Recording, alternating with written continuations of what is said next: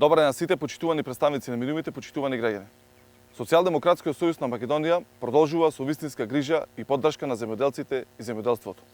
Исплатени се субвенции за производен и предаден тутун од реколтата за 2020 година.